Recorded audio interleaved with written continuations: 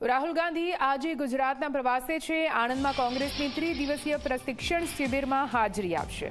પ્રશિક્ષણ શિબિરમાં નવા જિલ્લા અને શહેર પ્રમુખો સાથે તેઓ સંવાદ કરવાના છે। રાહુલ ગાંધીના આગમનને લઈને કાર્યકરોમાં ઉત્સાહનો માહોલ જોવા મળી રહ્યો છે। રાહુલ ગાંધી આજે ગુજરાતના પ્રવાસે અને તેમની આ મુલાકાતને ખૂબ જ મહત્વપૂર્ણ માનવામાં આવી રહી છે। રાહુલ ગાંધી જે અત્યારે પહોંચી ચૂક્યા છે આ શિબિરમાં, જ્યાં નવા જિલ્લા અને શહેર પ્રમુખો સાથે તેઓ વાતચીત કરશે, તેમનો ઉત્સાહ વધારવાનો પ્રયત્ન કરશે। આખરે કોંગ્રેસને ગુજરાતમાં કઈ રીતે વધારે મજબૂત કરવી, કેવી રીતે લોકોની વચ્ચે પહોંચવું, લોકોનો અવાજ બનવું, તેને લઈને પણ ચર્ચા વિચારણા કરવામાં આવશે।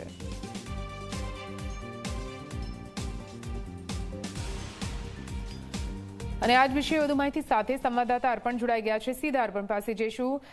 અર્પણ, ખૂબ જ લાંબા સમય પછી રાહુલ ગાંધી ગુજરાતના મહેમાન બન્યા છે અને 3 દિવસીય શિબિરનું આયોજન કરવામાં આવ્યું છે। શું કંઈ ગોલ આ વખતની આ મુલાકાતને લઈને રહેશે?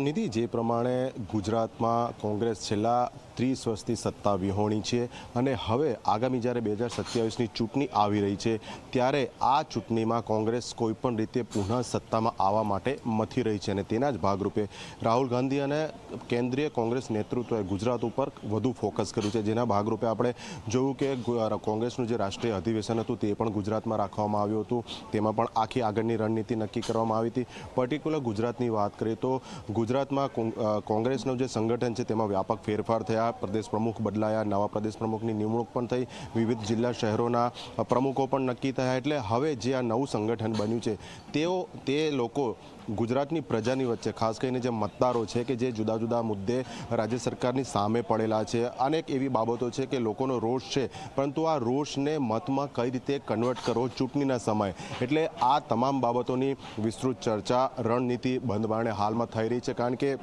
ગુજરાત કોંગ્રેસે પોતાની આખી કાર્યપદ્ધતિ બદલી છે। અત્યાર સુધી આપણે જોતા આવ્યા છે કે કોંગ્રેસની તમામ જે સંચાલન છે તે પ્રદેશ કોંગ્રેસ કાર્યાલયથી થતું હતું અને ગણતરીના કોંગ્રેસના જે નેતાઓ હતા કે છેલ્લા કેટલાય વર્ષોથી કોંગ્રેસનું સંચાલન કરતા હતા તેઓ જ નિર્ણય લેતા હતા। રાહુલ ગાંધીએ આ વખતે જે ગુજરાત કોંગ્રેસમાં નવા પ્રાણ ફૂંકવાના જે પ્રયત્ન કર્યા છે તે અંતર્ગત નિર્ણય લેવાની સત્તા જે તે જિલ્લા પ્રમુખો, શહેર પ્રમુખોને આપવામાં આવી છે। એટલે કોંગ્રેસનું સંચાલન મૂળ જે ગ્રાઉન્ડ લેવલ છે ત્યાંથી થઈ શકે, જેથી કરીને કોંગ્રેસના કાર્યકરો લોકોની વચ્ચે પહોંચે, સરકાર વિરોધી જે વાતાવરણ છે તેનો કોંગ્રેસ તરફી ઉપયોગ કઈ રીતે થઈ શકે, આવી તમામ નાની નાની બાબતો છે તેની છણાવટ હાલમાં થઈ રહી છે। આ સાથે જ સોશિયલ મીડિયા ઉપરાંત મેઇન સ્ટ્રીમ મીડિયામાં કોંગ્રેસનો પક્ષ લોકોની વચ્ચે કઈ રીતે રાખવો, સરકારની જે કેટલીક નબળાઈઓ છે, નાકામીઓ છે તેને લોકોની વચ્ચે કઈ રીતે લઈ જવી, આવી તમામ બાબતોની ઝીણવટપૂર્વકની જે ચર્ચા છે તે અંદર બંધ બારણે થઈ રહી છે।